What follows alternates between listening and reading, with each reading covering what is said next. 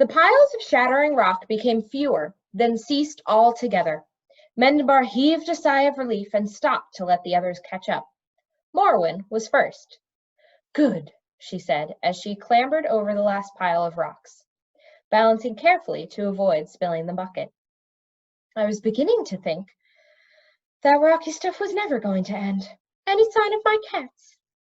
It would be more reasonable to ask whether there was any sign of wizards, Telemaine said, following Morwen into the wider part of the tunnel. There was a large wet spot down one side of his many-pocketed vest. Apparently, he had not been as careful with his buckets as Morwen. I haven't seen any trace of wizards, Mendenbar said, but the cats have been by here. He pointed to 2 small trails of footprints leading down the tunnel. Thank goodness that's over, Cimmerian said as she emerged from the narrow section of the tunnel to join them. Why are you all just standing here? The Cave of Stone Icicles is a lot further on. As this was undeniably true, they set off again. There was still not room for all 4 of them to stand in line, but at least now they could walk 2 by 2 without difficulty. Somehow, Cimmerian ended up walking with Mendenbar in the front. Mendenbar was not sure whether to be glad or sorry. He enjoyed walking with Cimmerian, even if they didn't dare talk too much.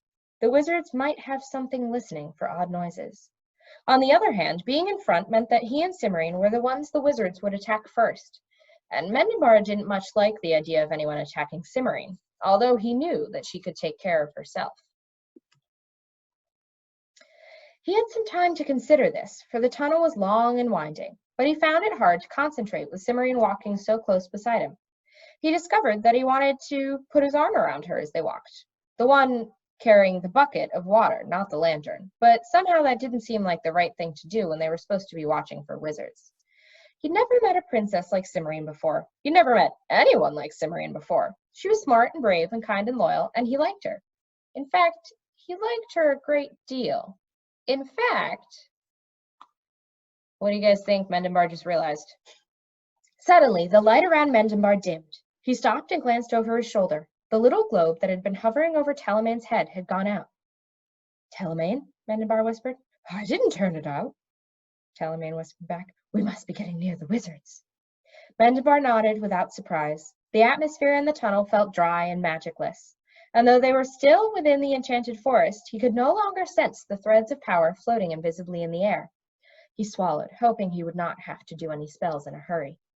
Keep close, he whispered to Telemaine and Morwen, and slowly they started forward once more.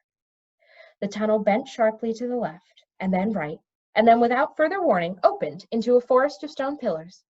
A glimmer of light shone between the stones, and they could hear a mumble of voices in the distance.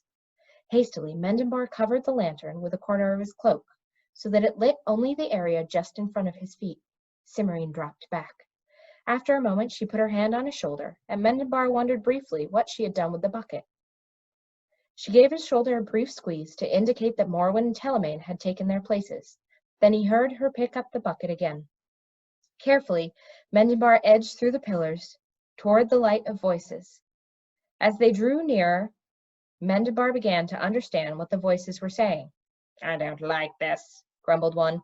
We've wasted too much time already. We should just take her outside, dose her with dragon's bane, and leave her for someone to find. Stop complaining, Dizenel, replied a smooth voice, and Mendenbar frowned as he recognized Zeminar's fluid tones. I have told you 100 times how foolish that would be. Zeminar went on. I'm not going to tell you for 101st. He's right, though, another voice said. Someone is going to notice us pretty soon, and then what will all our planning be doing? Somebody already has, a fourth voice rasped. What about those 2 this morning? A couple of adventurers, Zeminar said dismissively. They don't matter. They got in the way, didn't they? If they tell someone, they won't. How can you be sure of that? Zeminar gave a snort. Because of who they are. Can't you recognize a wicked uncle when you see one? He's probably here to drop the boy somewhere in the enchanted forest. He isn't going to tell anyone about us. And even if he does, what of it? Everyone knows odd things happen in the enchanted forest. His story will only be one more.